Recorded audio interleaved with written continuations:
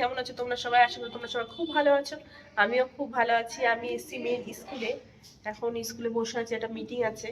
এখন যাব একটা জায়গায় আমার বরের অনেক বছরের স্বপ্ন পূরণ করতে। তাই যাই, দেখি কথা বলি। যদি হয় আজকে নিয়ে আসবো, তোমাদের সাথে শেয়ার করব। সাথে থাকো, দেখতে থাকো কোথায় যাচ্ছি। স্বপ্ন, হ্যাঁ সত্যি স্বপ্ন পূরণ করতেই যাচ্ছি। আমাদের কাছে সত্যি একটা স্বপ্নের ব্যাপার যে এত বছরের স্বপ্ন আমার হাজবেন্ডের স্বপ্নই পূরণ করতে যাচ্ছি। আমি ওকে জিজ্ঞাসা করছি যে তুমি কতটা সুখী, মানে খুশি। ও বলছে হ্যাঁ মামুনি আমি সত্যি খুশি, সত্যি খুশি। ওর এই মুখের হাসি আর খুশি, এটা নিয়েই তো আমার জীবন। আর কি চাই বলো আমাদের মতন মানুষদের? আমরা এইটুকুনিতেই অনেক খুশি। ওকে বলছি চলো আজকে যখন এসছি, যখন ঠিক এদিক থেকে না ওদিক থেকে ঠিক আমি তোমাকে এই জিনিসটা কিনেই দেবো। ওর জন্য ও আরো বেশি বলছে, না তুমি যখন বলেছো আমাকে কিনে দিবে, আমি জানি তুমি আমাকে কিনে দিবা। তার জন্য যাচ্ছি। আমরা অনেক আগে কেনার একবার ইয়ে করেছিলাম, লকডাউন যখন পড়েছিল, লকডাউনের আগে। তখন আমাদের অ্যাকাউন্ট থেকে টাকা চুরি হয়ে গেছিলো প্রায় লাখখানিকের কাছে। তখন গাড়িটার জন্য আমরা টাকাটা গুছাচ্ছিলাম যে গাড়িটা কিনবো, তখন টাকাটা চুরি হয়ে যায়। তখন ওর মনটা অনেক ভেঙে গেছিলো যে গাড়ি কেনার জন্য পয়সাটা গুছালাম এত কষ্ট করে, পয়সাটা হারিয়ে গেল, আর কিনবো না গাড়ি।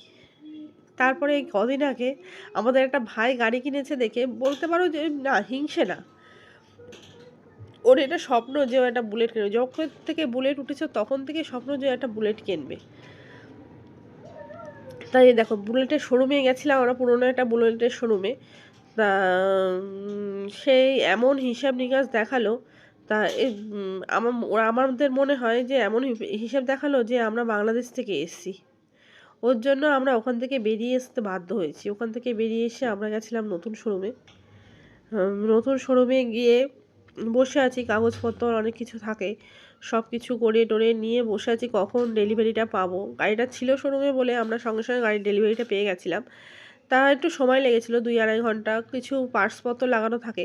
তাই বসে আছি, বসে থেকে গল্প করছি সবার সাথে। ভালো লাগছে, বেশ সুন্দর গাড়ির শোরুমটাও যেমন সুন্দর, ওখানকার মানুষজনও খুব, ব্যবহারটা খুবই সুন্দর, খুবই ভালো লেগেছে। আমরা বসে বসে অনেকক্ষণ প্রায় 2-3 ঘন্টা বসে বসে গল্প করছিলাম সবার সাথে, ভালো লেগেছে। তারপরে প্রায় অনেক বেলায় হয়ে গেছিলো আমাদের, আস্তে আস্তে ওখান থেকে ফিরতে ফিরতে সন্ধে হয়ে গেছে।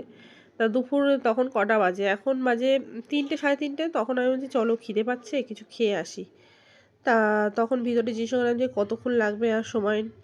তা বলছে ম্যাডাম একটু অনেক সময় লাগবে, পার্সপত্র লাগাতে একটু সময় লাগে।